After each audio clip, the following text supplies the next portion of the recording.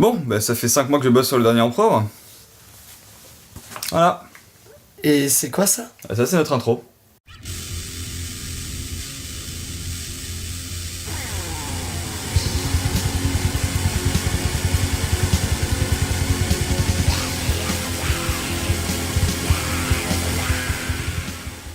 Emperor se forme en 1991 à Notodden en Norvège et gravite principalement autour des deux musiciens Samot et Izan. Les deux bonhommes étant issus de pas mal de groupes et notamment un groupe commun, Embryonic, qui deviendra le groupe de death metal Do Shalt Suffer. Je vous dirige vers leur EP très sympathique. Suite à l'explosion de la seconde vague de black metal à Bergen, à peu près 100 km de chez eux, ils forment Emperor et engagent à la base Mortis, qui lui aussi venait de quelques groupes de death et de grind et avait brièvement dirigé un fanzine. Zombie, anal, sexe, terror. Ce dernier participera aussi à l'écriture des paroles pour quelques morceaux de leur première démo, Wrath of the Tyrant, sorti en 92.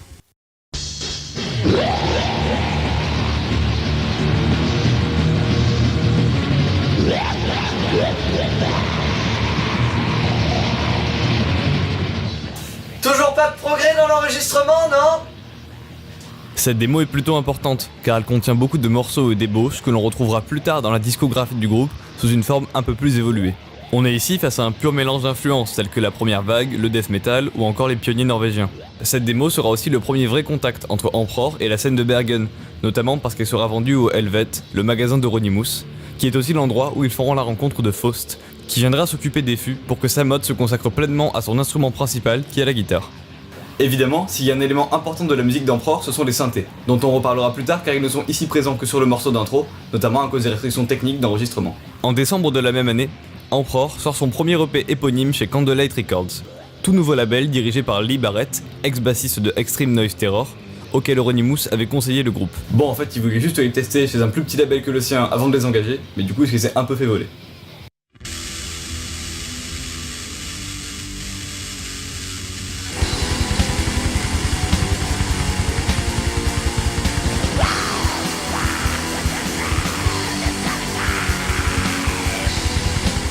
L'EP sortira d'abord seul, puis en split avec Enslaved. Il reprend 3 morceaux de la démo et en rajoute un nouveau. La meilleure production de l'album permet cette fois-ci d'ajouter des synthés, joués sur cette EP par Sverd de Arcturus, comme élément majeur de la musique. Chose qui permet à Emperor de tout simplement inventer le black metal symphonique. Mais les synthés... Ouais, les synthés... C'est un truc de tapette. Eh bien, même si on retrouve aujourd'hui cette réflexion chez quelques True Black Metal Warriors, et on va revenir là-dessus plus tard, à l'époque, ça n'a pas réellement provoqué ce genre de réaction, si ce n'est détacher un peu Emperor du lot. Les synthés dans le métal extrême, c'était pas nouveau, et on en retrouvait déjà chez Bathory, Master Hammer, dans le Death chez Nocturnus, ou même dans Do Shalt Suffer. Mais oui, rappelez-vous, l'ancien groupe de Izan et Samot. Et ça a généralement servi à créer une atmosphère dissonante. Ce qui est nouveau cependant, et ce qui fait que Emperor fait du black metal symphonique à la différence des autres, c'est la manière dont ces synthés sont utilisés, et même plus généralement, la construction des morceaux et des riffs. Imposant, lourd, épique, tout en restant mystérieux et vicieux, les morceaux gagnent aussi une dimension atmosphérique non négligeable, mais par-dessus tout ce cachet d'ancienneté, qui rappelle dans ses sonorités des époques baroques, et je dis ça juste pour me la péter. Mais surtout romantique, comme le prouve l'utilisation en cover art de la gravure La Vision de la Mort de Gustave Doré, graveur romantique badass s'il l'en est, que l'on retrouve depuis assez souvent dans le black metal, et que Emperor avait déjà utilisé dans les visuels de sa démo. Cette EP permettra au groupe de décrocher une tournée en Angleterre, aux côtés de Cradle of Filth. Et on va revenir là-dessus plus tard. On verra aussi un nouveau changement de line-up. Vu que Mortis se barre en Suède pour se consacrer à son projet Dungeon Synth devenu culte, la basse est reprise par Chort, qui avait notamment servi de modèle pour la photo de la démo. Mis à part la rencontre du groupe avec Darren White de Anathema, la tournée leur permettra de s'expérimenter en live, expérience qu'ils avaient assez peu vécue avant, avec des performances à base de crachage de feu qui vaudront à Izan de gravement se brûler au visage. T'es sérieux là? Le mec il s'est brûlé au visage, tu mets un plan de moi? T'es sérieux? Putain mais tu sais que j'ai vachement souffert à cause de ça déjà, ma mère. Bref, assez parlé de l'EP, il est temps de s'attaquer au monument absolu qu'est In the Nightside Eclipse, sorti en 1994.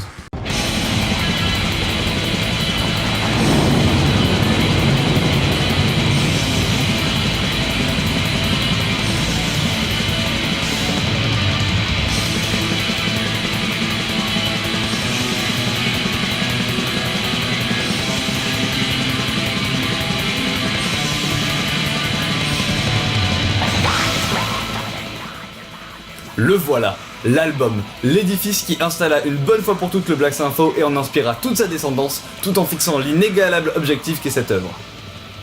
Ah, merci. Parce que oui, ça fait vieux con, mais Emperor on fait de l'origine du genre son apogée. Un pur concentré de black metal magnifié par les claviers, et même si tout ce que je vais faire c'est les couvrir de compliments, on va quand même faire un tour des 8 morceaux, dont 5 nouvelles chansons et 3 qui proviennent d'anciens matériels.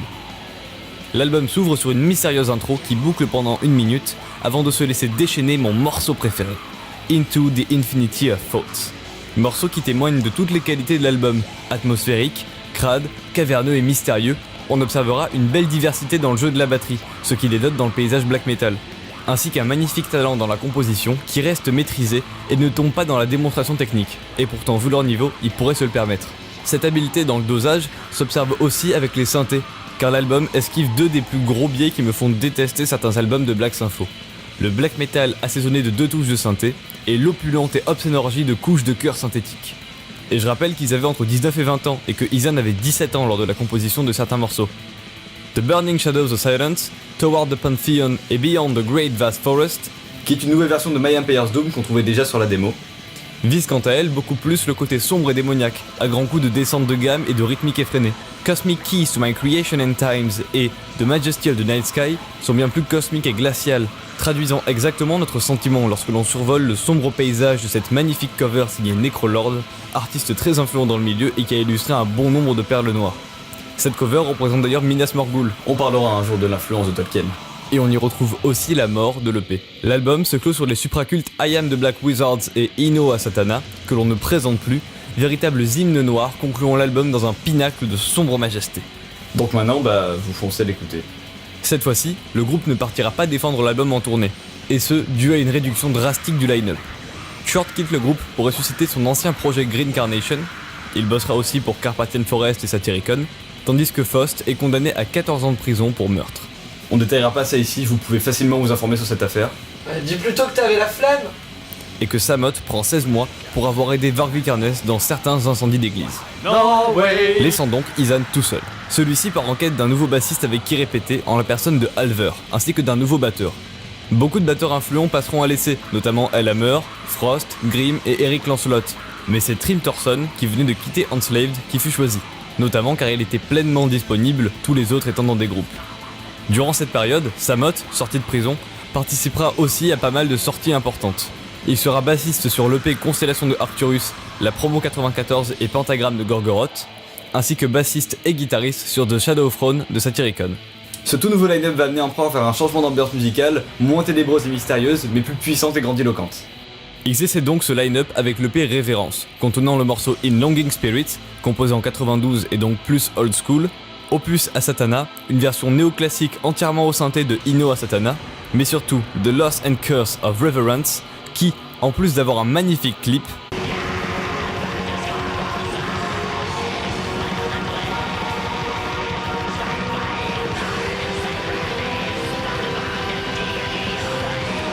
C'est des sarcasmes. se retrouvera dans leur prochain album, concrétisation du prélude qu'est l'EP, Anthem to the Walking at Dusk.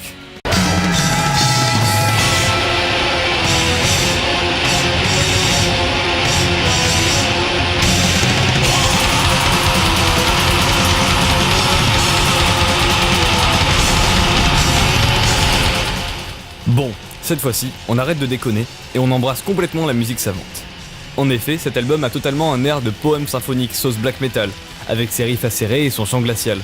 Le chant clair est d'ailleurs beaucoup plus présent, notamment dans les passages plus calmes qui alternent avec les phases agressives, car l'album est plus agressif, oui. Le changement de batteur a amené une présence très légère sur cet album d'éléments death metal, mais aussi une présence beaucoup plus importante des blasts, donnant des morceaux effrénés et prêts à exploser à tout moment, tout en restant maîtrisés. On notera d'ailleurs le riff de Ye Entrance Imperium composé par Euronymous. Comme je l'ai dit plus tôt, on a aussi affaire à un album beaucoup plus noble et grandiloquent, que ce soit dans la production qui permet de ressentir tous les éléments très distinctement, ou même dans les paroles, sonnant bien plus tragiques et littéraires, là où elles semblaient autrefois sorties de Dark Fantasy. Bon, pour pas trop m'étaler, je vais juste souligner 3 morceaux. The Oath, une intro qui commence comme ça.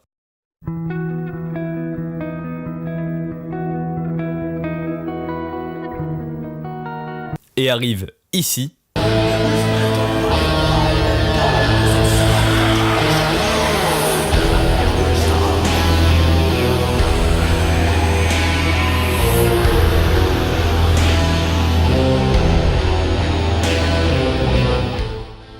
D'une manière totalement fluide et sans aucune rupture, se présente ensuite le grand empereur, suivi par ses puissants cuivres avant de se laisser déchaîner la tempête. Thus spake the Night Spirit. Thus spake the Night Spirit!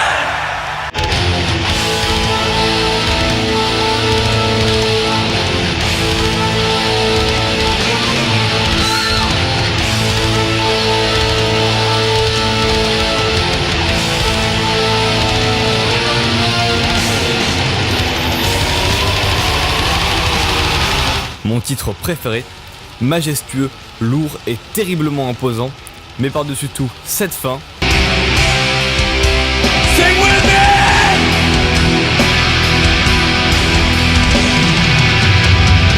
Spirit, spirit, spirit, embrace my soul.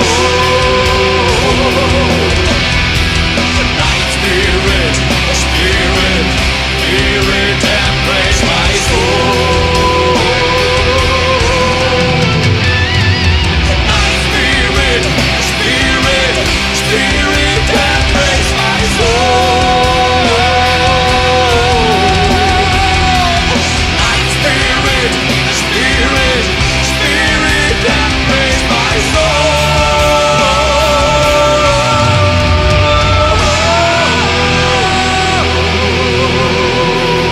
Que j'aurais tué pour voir en concert. Pour finir, With Strength I Burn.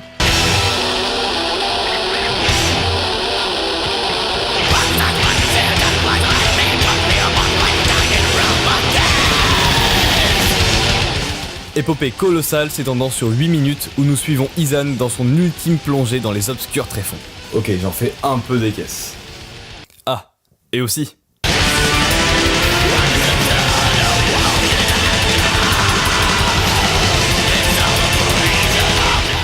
Anthems to Waking at Dusk est définitivement plus que tout ce qui est sorti avant. Plus symphonique, mieux composé, bourré de variations, mieux produit, etc. etc. je comprends totalement qu'il s'agisse de l'album préféré de beaucoup. Et je pense que si je préfère le premier, en plus de mon amour pour l'atmosphérique et les productions un peu crades, c'est surtout parce que j'entretiens avec lui un lien personnel plus fort. La pochette quant à elle ne rend malheureusement pas assez hommage à cette noblesse et cette lourdeur. Et puis perso je la trouve un peu moche. Mais je trouve qu'elle représente quand même bien l'atmosphère de l'album, et cette couleur verdâtre est exactement ce que j'imagine en fermant les yeux durant l'écoute. Elle est l'œuvre de Stephen O'Malley, qui a fait un paquet de trucs mais qui est notamment connu pour Sun, le groupe leader du drone. Let's get ready to rumble!